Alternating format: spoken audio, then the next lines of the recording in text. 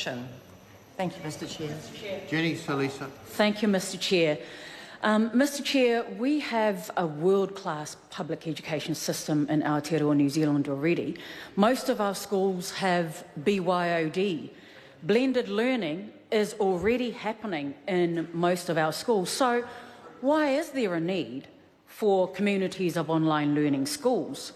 Some of the submitters told us that we have too many schools. We have a shortage of teachers, however.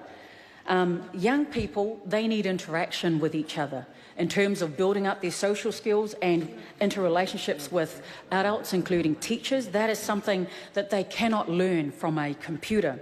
Mr. Chair, Honourable Hekia Parata's Community of Online Learning proposal will see students sitting at home, probably in their bedrooms, in front of a laptop, receiving their instructions directly from a computer, most likely from a private corporation, probably an overseas private corporation. That is what this legislation will allow. Order. I just want to draw to the member's attention that she may not have been here through the whole debate, but the points she's making now have already been made several times by several speakers, and it sounds much more like a first, second or third reading speech rather than a committee stage. So in the committee stage, we're looking at submissions that were made before the Select Committee and the discussion around that.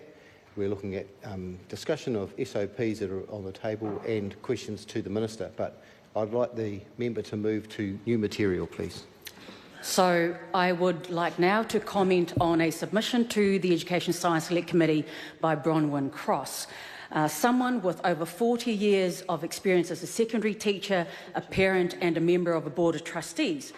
What she told us in the Select Committee is that the communities of online learning is not about learning, and I quote her, "New Zealand schools already use online learning to expand options for students, but they do not do it in the context of a learning relationship which includes face-to-face support with a wide range of other collaborative school experiences.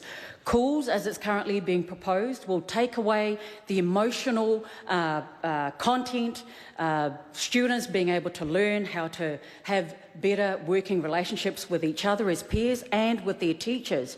What it does is it would reduce the content transaction. She said it will be a factory model designed to enable private, probably international companies to make profits from our children at the lowest cost possible. That is directly from Bronwyn Cross, and she went further.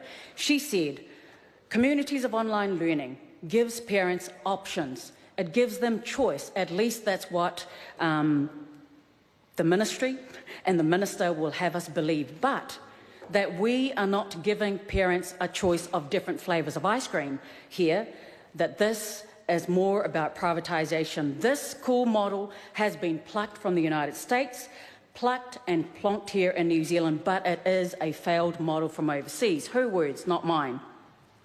Another submission that was made to us from the rural women of New Zealand, they told us that they have strong concerns about this proposal for communities of online learning in this legislation because it will allow the government to give accreditation for online private charter schools. Their concern, Mr. Chair, was that they will be so affected, especially rural schools. Already they are facing closure of many of their schools, and they see communities of online learning have the effect of closing even more of the rural schools. Mr. Chair, another submitter told us, in her words, communities of online learning, and I quote, "This is the death knell for rural secondary schools." Mr. Chair, sorry. There was a lot of concerns. Majority of the submitters that came to us in the Select Committee were against communities of online learning. And Mr. Chair, we shouldn't be rushing through with such a proposal like this. Something that is untested, something that we know from overseas countries has failed. Why are we rushing through with implementing it in the Education Amendment Bill? Thank you, Mr. Chair. Mr. Chair. The Honourable Hekia Parata.